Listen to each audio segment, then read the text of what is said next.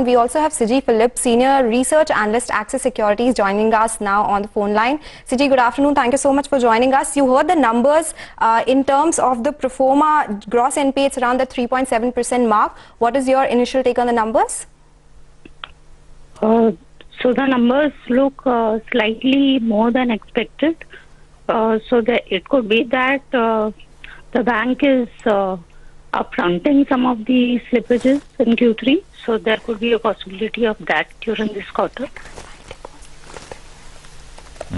Sonal, do we have the loan growth numbers? I actually am looking for that. I'm looking at the presentation. Exactly. There is a whole lot of stuff about digital numbers, yes, digital growth and all of that. But, you know, I cannot 2.1 times growth of consumer digital payment volume, etc. But I can't find the loan growth number. I think Abhishek Kothari is with us.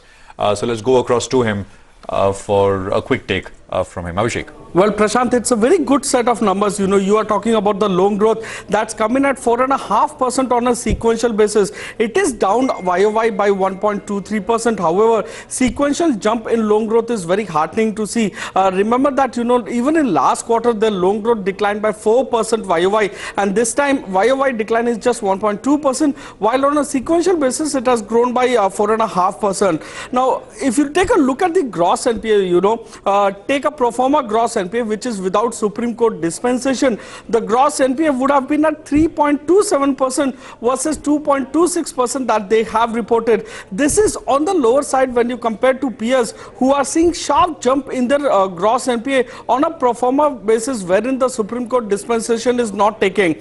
The net interest margin remains stable at 4.51% versus 4.52%. The NII growth is much better than our poll. You know, we were working with a growth number of 15%, but it has come in at 17%. We were working with a number that provisions will rise sequentially, and that is clearly seen over here. So overall, good set of numbers. You know, the loan growth is back over here, margins sustaining, and no hiccups in asset quality as you know, peers have reported. Back to you. Abhishek, was there any expectation, because we were just talking with Krishnan and ASV earlier, and he was talking about growth has to come back in a hurry, especially after Mr. Kotak's comments on growth at the end of the second quarter.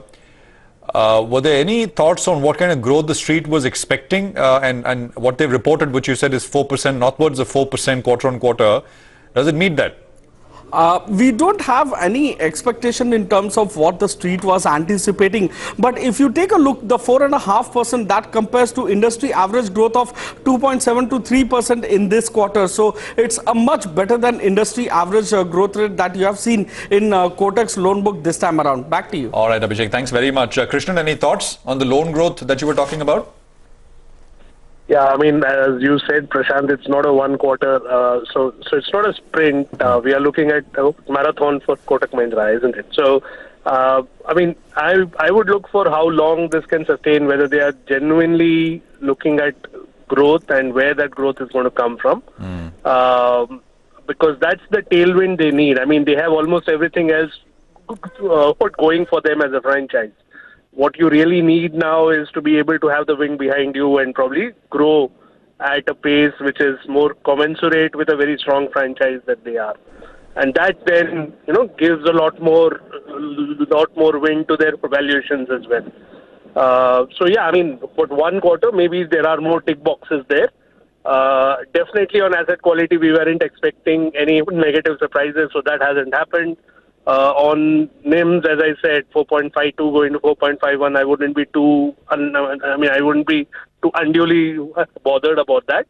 But yes, I would watch out for growth, not just in this quarter, but also what they say in the commentary later today. Yeah. Okay. All right, Krishnan, thank you so much for joining us with what you make of Kotak Mahindra Bank's numbers. The stock, in fact, sharply has come off from the highs. It's off almost 2% from the highs after the good run that we saw on the stock. But it's time to take a short breather on